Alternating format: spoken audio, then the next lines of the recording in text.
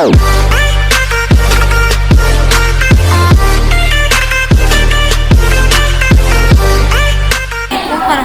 wabarakatuh.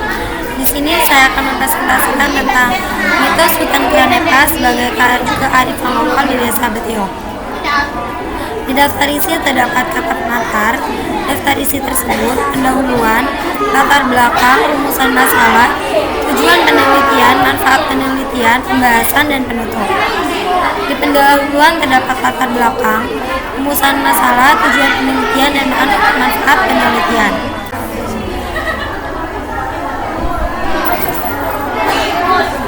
Latar belakang, kearifan lokal adalah identitas atau kepribadian budaya sebuah bangsa yang menyebabkan bangsa tersebut mampu menyerap, bahkan mengalap budaya yang berasal dari luar atau bangsa lain menjadi watak dan kemampuan tersendiri. Kearifan lokal juga didefinisikan sebagai kemampuan beradaptasi, menata, dan menumbuhkan pengaruh alam serta budaya lain yang menjadi motor penggerak atau transformasi dan penciptaan keanekaragaman budaya Indonesia yang luar biasa.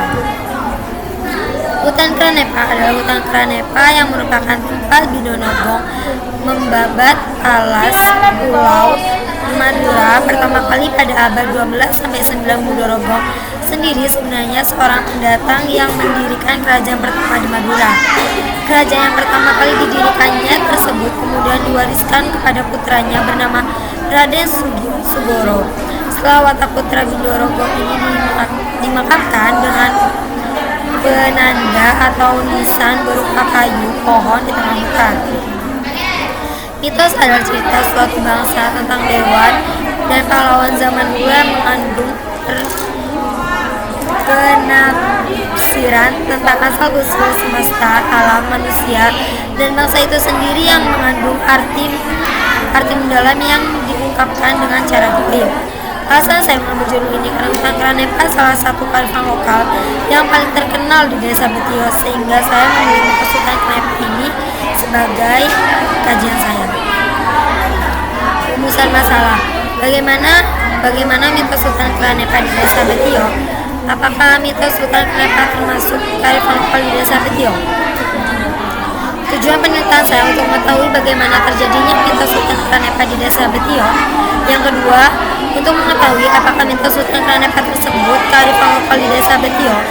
Yang ketiga, sebagai tambahan bacaan untuk masyarakat. Dan yang keempat, sebagai persyaratan memperoleh nilai tugas sosiologi. Pembahasan ada dua, yaitu pembahasan yang pertama, mitos hutan Kranepa di Desa Betio. Yang kedua, mitos hutan Kranepa termasuk kearifan lokal di Desa Betio.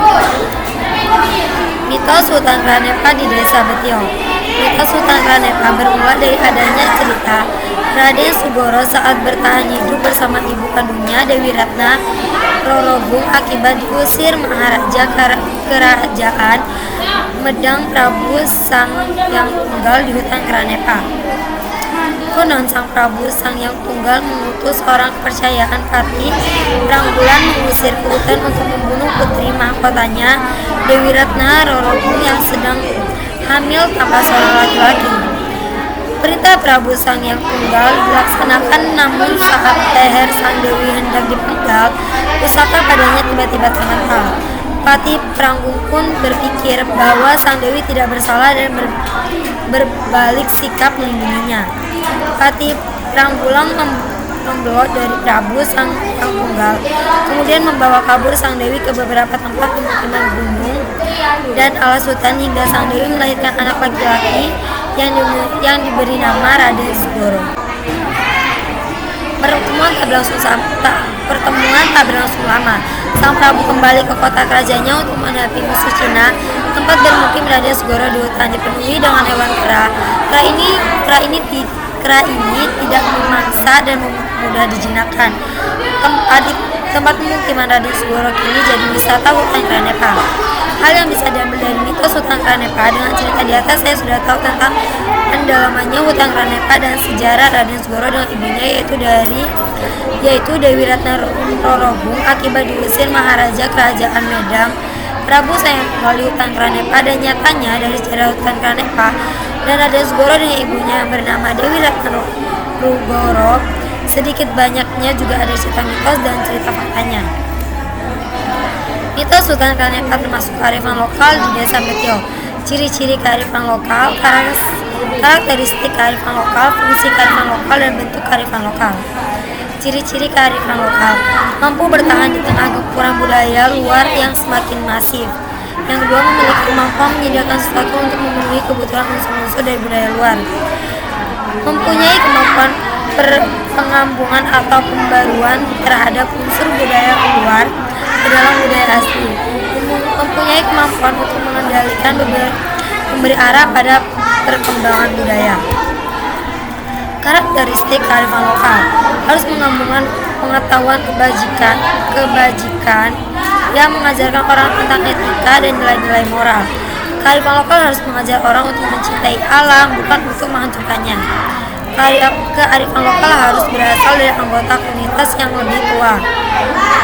Kearifan lokal dapat membentuk nilai, norma, etika, kepercayaan, dan adat istiadat, hukum adat, dan aturan-aturan khusus. Fungsi kearifan lokal: berfungsi untuk konservasi dan pelestarian sumber daya alam, berfungsi untuk pengembangan sumber daya manusia, berfungsi untuk pengembangan kebudayaan dan ilmu pengetahuan, berfungsi sebagai petunjuk kepercayaan, sastra, dan pantangan.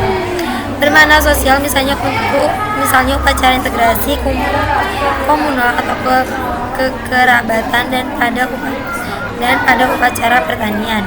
Bermakna etika dan moral yang terwujud dalam upacara ngaben dan selamatan roh.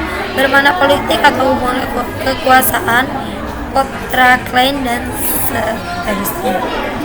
Bentuk kearifan lokal tidak nyata karena menurut saya di hutan Kanepa tidak ada buktinya kalau sebenarnya tongkat Raden Segoro masih ada, tapi menurut warga-warga di sekitar hutan Kanepa, tapi mungkin cuma isinya doang, katanya masih ada, tapi tongkat Raden Segoro tersebut dan ada di dekat makamnya Raden Segoro. Makam Raden Segoro berada di dalam wisatanya, hampir dekat dengan sungai di bawah pohonan. Penutup, kesimpulan dari saya, Kanepa seperti mengerti bahasa atau perilaku manusia. Jika ada pengunjung berniat kurang baik, misalnya berburu atau menjadi kera dan segala macam, maka kera-kera nekat tersebut bersembunyi. Dan sebaliknya, jika bersikap baik, sekedar rekreasi, kera-kera itu datang mengambil jinak dan tak mampu bersahabat. Dan telah diungkapkan di halaman depan bahwa kera itu mungkin jelmon prajurit Raden Segoro. Tatkala Raden Segoro menanyakan tentang ayahnya dan ibunya, menjawab Sulaiman Makaibu, putra dan keraton, lenyap tak kelihatan.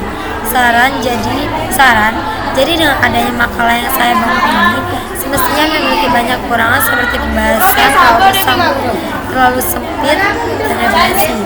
Saya sebagai penulis minangka untuk melengkapi kekurangan yang ditemukan di makalah ini. Cukup sekian presentasi dari saya. Jika saya ada salah kata, saya mohon maaf. Wassalamualaikum warahmatullahi wabarakatuh.